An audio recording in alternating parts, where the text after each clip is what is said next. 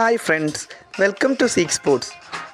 മത്സരത്തിൽ ടോസ് നേടിയ Indian captain batting തിരഞ്ഞെടുക്കുകയാണുണ്ടായത്. പ്രധാനമായും 3 മാറ്റങ്ങളായാണ് ഇന്ന് ഇന്ത്യ അഡ്ലൈഡിൽ കളിക്കാനിറങ്ങിയത്.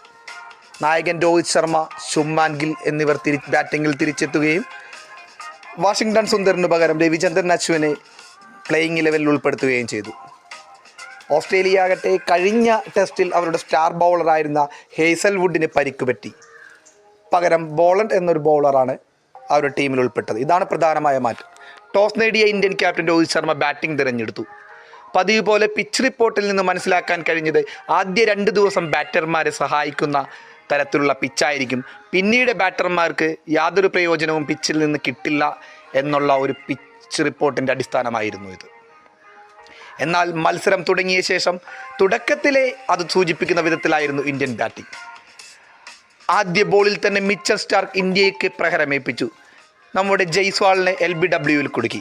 എന്നാൽ പിന്നീട് നിലയുറപ്പിച്ച ശുഭ്മാൻ ഗില്ലും KL രാഹുലും ചേർന്ന് പതുക്കെ ഇന്നിങ്സ് പടുത്തുയർത്തി. എന്നാൽ തൻ്റെ വ്യക്തിഗത സ്കോർ 37 നിൽക്കെ KL രാഹുലിനെ മിച്ചൽ സ്റ്റാർക്ക് മടക്കുകയാണ് ഉണ്ടായത്. അധികം വൈകാതെ തന്നെ ശുഭ്മാൻ ഗില്ലും ബോളണ്ടിൻ്റെ പന്തിൽ LBWന് മുന്നിൽ കുടങ്ങി. പതിവ് പോലെ ഒന്നാം ഇന്നിങ്സ് കോഹ്ലി 7 റൺസിന് പുറത്താവുകയും വിക്കറ്റ് കീപ്പർ ബാറ്റ്സ്മാൻ പന്ത് പിടിച്ചു നിൽക്കുകയും ചെയ്തു. രോഹിത് ശർമ്മ 3 റൺസ് എടുത്ത് പുറത്തായി. പിന്നീട് വന്ന നിതീഷ് റെഡ്ഡിയും അശ്വിനും പിടിച്ചു നിന്നതോടെ ഇന്ത്യൻ സ്കോർ പതുക്കെ ചലിച്ചു തുടങ്ങി. എന്നാൽ വീണ്ടും മിച്ചൽ സ്റ്റാർക്കിൻ്റെ ഊഴമായിരുന്നു. അശ്വിനെ അദ്ദേഹം LBWന് മുന്നിൽ കുടുക്കി. പിന്നീട് വന്ന ഹർഷിത് റാണക്കും ബുംറയ്ക്കും വലുതായി ഒന്നും ചെയ്യാനുണ്ടായിരുന്നില്ല. നിതീഷ് റെഡ്ഡിയുടെ പിടിച്ചു നിൽപ്പാണ് ഇന്ത്യൻ സ്കോർ 150 എത്തിച്ചത്.